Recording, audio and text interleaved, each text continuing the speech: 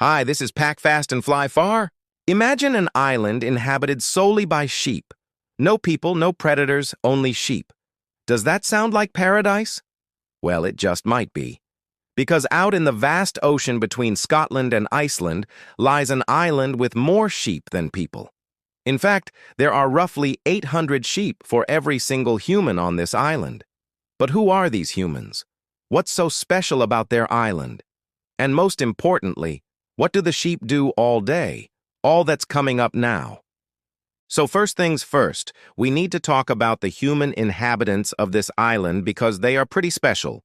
These people are part of a group called the White Tripae, also known as the West Highland Scots, or simply the Gaelic Scots. The Tripae people have lived in relative isolation on the island of St. Kilda in the Outer Hebrides of Scotland since the 5th century. That's over 1,500 years ago. At its peak, around 4,000 people lived here. However, after the island's harsh conditions started to take their toll and crofting and fishing became harder and harder, most of the islanders abandoned their homes in favor of the mainland, starting in the mid-19th century. By the 1930 census, only 36 people remained. Today, roughly 100 people call Stack Polly, or the Island of Sheep, home. But why did anyone ever decide to settle on this island in the first place? Well, the answer to that question can be found in the very name of the island. The Gaelic word stack translates to stack or steep rock, while Peiai means island. So literally translated, the name of the island is the Isle of Steep Rocks, and steep rocks it is. Located in the Atlantic Ocean, the island sits about 40 miles west of the Isle of Lewis and 80 miles east of the island of St. Kilda. The two islands are actually connected by a submerged reef, which was once dry land, but the rising sea level following the last ice age separated them roughly 10,000 years ago. Rising sea levels also likely played a role in the formation of the stacks that the island is named for. As the sea rose, wave erosion formed stacks of rock that were once part of the main island. Now, some of these stacks are home to rare birds, such as the northern gannets that nest on the cliffs, or the gray seals that lounge on the stacks during the day before heading into the water to hunt. While the island's geography has provided ample resources for those living there, its remoteness also made it an ideal place for people to live if they wanted to be left alone. After all, the nearest major population centers are more than 40 miles away, and getting there requires a boat. Since the residents of the island were largely self-sufficient, the Scottish government didn't really pay much attention to them.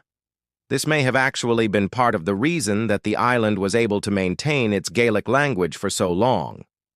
The last official Gaelic speaker died in the 1960s, though there are still a few native speakers today. It also meant that the islanders could make and enforce their own laws.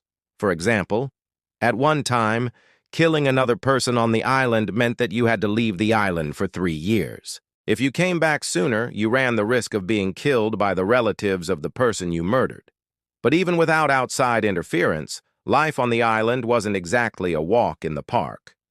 Throughout most of the year, strong winds and heavy rains batter the island. Storms can easily rip across the landscape and disrupt the island's peat banks, which can cause serious flooding. Floods are so common that many of the houses are built on stilts. Summers are short and chilly, but winters are downright freezing. Temperatures regularly dip below zero. Even with these less than desirable conditions, people still lived on the island. They survived by raising sheep and goats, cultivating potatoes and other root vegetables, and fishing. Today, most of the islanders work as crofters, fishermen, or artists. Tourism is relatively new, although many of the islanders welcome the economic boost that visitors bring.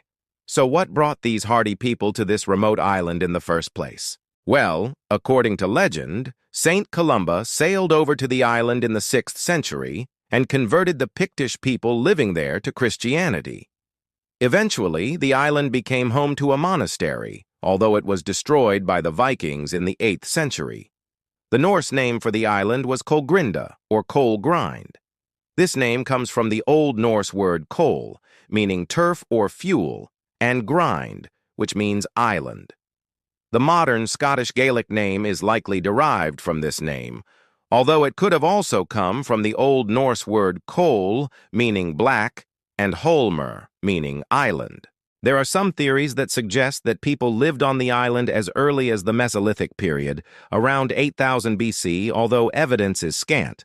What is clear is that people were living on the island during the Bronze Age, around 3900 BC, as a few Bronze Age burial cairns have been found on the island. During the Iron Age, people constructed brochs on the island.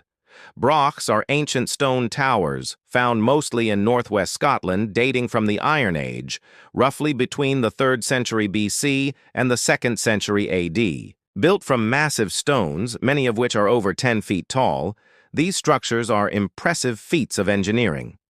Archaeologists aren't exactly sure how the brochs were built or what they were used for, but recent research suggests that they were probably used as permanent dwellings rather than defensive structures. Whoever lived here during the Iron Age certainly braved harsh conditions, but at least they weren't alone. They probably had plenty of company from the sheep. Speaking of sheep, let's talk about them. Although records vary, there are thought to be anywhere from 6,000 to 10,000 sheep on the island at any given time. There are roughly 800 sheep for every human on the island. To put that in perspective, New York City has about 800 people for every square mile, and those people are crowded. The sheep, on the other hand, are generally free to roam. While the sheep do belong to the islanders, they are technically considered to be unowned. The tradition goes back to a time when sheep would often be lost at sea and wash ashore on the islands owned by the Scottish nobility. Instead of letting them go to waste, the islanders would raise the sheep until their owners could claim them. Eventually, this practice extended to all sheep on the island. So if the sheep aren't owned, then who takes care of them? Well, kind of everyone and no one at the same time. The sheep are free to roam and do pretty much whatever they want. However, the islanders will often shear the sheep, both for their own use and to export to the mainland. Each sheep provides enough wool to make about 7 sweaters. The meat from the sheep is usually exported as well. Despite the large number of sheep, it's actually illegal to eat them on the island. Along with the sheep, the islanders also raise a small number of cattle and pigs. Again, the meat must be exported. The main reason for this is that there isn't enough vegetation on the island to sustain a large herd of animals. There are patches of grass and places where the soil is rich and vegetation is high, but most of the island is covered in peat and heather, which isn't palatable to most animals. So yeah, eating animals on the island is illegal, but hunting non-native species that threaten the native sheep is completely legal. Cats, dogs, rats, and rabbits are considered vermin on the island and may be killed on sight. Today, the island remains relatively unchanged from what it was hundreds of years ago. Thanks to its remoteness and the efforts of conservationists, the island is pristine and unspoiled. What's more, there are no snakes, no insects, no cars, no roads, no streetlights, no nothing. The island is just beautiful, wild, and natural. So what do the sheep do all day? Well, they spend most of their time looking for food, of course. The main forage plants on the island are grasses and various sedges. There are also patches of red and green algae that grow on the coast that the sheep will happily munch on. Most of the sheep on the island are either Soay sheep or larger crossbred sheep. Soay sheep are small, stocky sheep with thick, coarse coats. They're excellent at surviving harsh conditions, which makes them ideal for a remote island with cold, wet weather and not much vegetation. The Soay sheep are thought to be the descendants of the original sheep brought to the island centuries ago. Unlike most domestic sheep, Soay sheep are polyoestrous, meaning they can have multiple estrus cycles per year.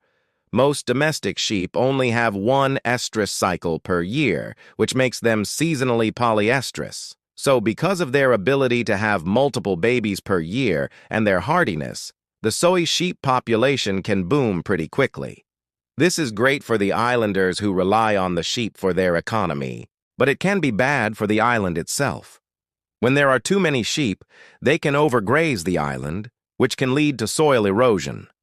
Soil erosion is already a problem on the island thanks to the heavy rain and wind. So keeping the sheep population under control is important for the health of the island itself. That's why the sheep sometimes need to be culled. Culling is the act of killing some of the animals in an area so that the remaining animals have more resources to eat. This doesn't mean that the sheep are just left to starve, however. The meat from the cull is usually exported to the mainland and sold. Or the sheep may be sold to other farmers. Culling can be done in a number of ways. In the past, the Soay sheep were culled by dogs trained to chase them off the cliffs to their death. Thankfully, this practice is much less common today. Instead, the sheep are usually culled by hand using a bolt gun or a sharp knife. Still, culling is stressful for the sheep and the islanders alike. But it's necessary for the health of the island and its sheep, and that's why the sheep of St. Kilda have it pretty good. They're free to roam, free to eat, and free from predators. And although they might end up on the dinner plate occasionally, their numbers are kept low enough that they have plenty to eat. Oh, and they get to hang out with some pretty cool birds. So do you know of any other islands with more sheep than people? Let us know in the comments section below. As always, it's me. This has been Life Noggin. Don't forget to keep on thinking.